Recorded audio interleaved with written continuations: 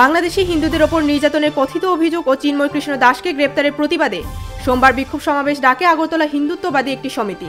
পরে সহকারী হাইকমিশনের ভেতরে প্রবেশ করে বাংলাদেশের জাতীয় পতাকা নামিয়ে ফেলেন এবং সেই পতাকা ছিঁড়ে ফেলেন তারা। এরপর ভবনের সামনে থাকা সাইনবোর্ড ভেঙে সেটিতে আগুন ধরিয়ে দেন। এই ঘটনার প্রতিবাদে খুলনা, সিলেট ও ধাবিতে বিক্ষোভ কর্মসূচি পালন করেছেন বৈষম্য বিরোধী ছাত্র আন্দোলনের নেতাকর্মীরা এবং শিক্ষার্থীরা।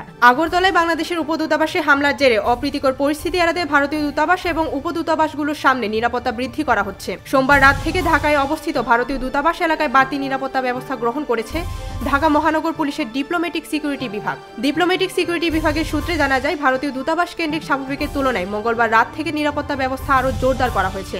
আদানি গোষ্ঠী থেকে বিদ্যুৎ কেনা অর্থেকে নামিয়ে এনেছে বাংলাদেশ।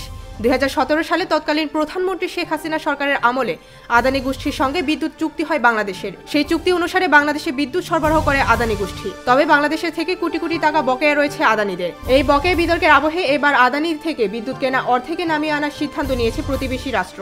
সংবাদ সংস্থা রয়টার্স এক প্রতিবেদনে এই কথা জানিয়েছে। ফিলিস্তিনিদের অবরুদ্ধ গাজা ভূখণ্ডে ইসরায়েলি বর্বর হামলা একদিনে কমপক্ষে আরও 37 ফিলিস্তিনি নিহত হয়েছেন। এতে করে উপত্যকাটিতে নিহতের মোট সংখ্যা প্রায় 44,500 জনে পৌঁছেছে। এছাড়া গত বছরের অক্টোবর থেকে চলা এই হামলায় আহত হয়েছেন আরও লক্ষাধিক ফিলিস্তিনি। সোমবার এক প্রতিবেদনে এই তথ্য জানিয়েছে বার্তা সংস্থা আনাডোলু। চ্যাম্পিয়ন্স লিগে লিভারপুলের বিরুদ্ধে কিলিয়ান এমবাপ্পে পেনাল্টি থেকে গোল করতে না পারায় দলও জেতেনি। তবে না ফেরার সেই আক্ষেপ নিয়ে লা লিগায় গোলে ফিরলেন এমবাপ্পে এবং জয়ে ফিরল রিয়াল মাদ্রিদ। তার সাথে গোল করলেন জুড বেলিংহামও।